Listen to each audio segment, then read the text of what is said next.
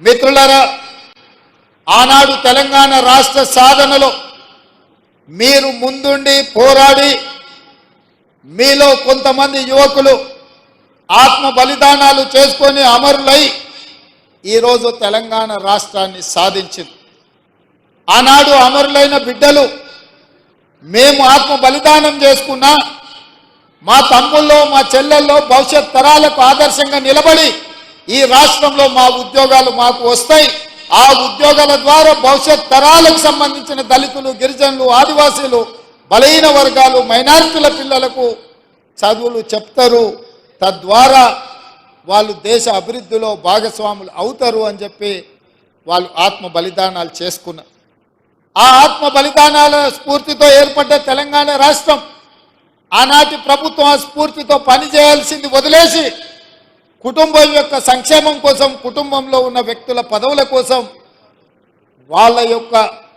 లాభార్జన, వాళ్ళ యొక్క ధనదాహం తీర్చుకోవడానికి గత 10 సంవత్సరాలు వాళ్ళు అదే పనిలో మునిగి తేలిన ఫామ్ హౌస్ మత్తులో వాళ్ళు ఉండి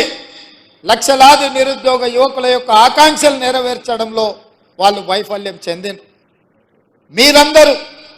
దిల్సుఖ్ నగర్ సెంటర్లోనూ, అశోక్ నగర్ చౌరస్తాలోనూ, అమీర్పేట జంక్షన్లోనూ గ్రామాల నుంచి పేద తల్లిదండ్రులు రూపాయి కూడబెట్టి ఉపాధి హామీ కూలికి పోయి సంపాదించి మీకు పంపిస్తే కోచింగ్ సెంటర్ల చుట్టూ తిరుగుతూ దిల్సుఖ్ నగర్లోనూ రకరకాల ప్రాంతాలలో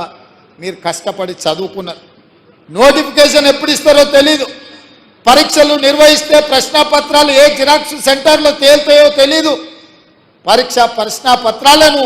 ఎవరు దిద్దుతారో దిద్దే వాళ్ళ మీద నమ్మకం లేదు, ఫలితాలు ప్రకటించే వాళ్ళ మీద విశ్వాసం లేదు. ఈ రకంగా అపనమ్మకంతో అసలు ఎప్పుడు ఏం జరుగుతుందో తెలియని పరిస్థితుల్లో మీరందరూ కష్టపడి కొట్లాడి ఇక మా ఉద్యోగాల గురించి అడగడం కాదు, అధికారంలో ఉన్న కేటీఆర్ ఉద్యోగాలు ఊడగొడితేనే మీ ఉద్యోగాలు వస్తాయన్న ఆలోచనతోటి ఉద్యోగాలు అడగడం మానేసి తండ్రి కొడుకు, మామ అల్లుడు, కూతురు తండ్రి ఉద్యోగాలు ఊడగొట్టింది కాబట్టి 3 నెలల్లో 30,000 ఉద్యోగ నియామక పత్రాలు మేము మా మంత్రివర్గ సహచరులము ఇవ్వగలిగినము అని అంటే ఇందులో మీ కృషి ఉన్నది, మీ యొక్క కష్టం ఉన్నదని చెప్పి నేను నమ్ముతున్నాను.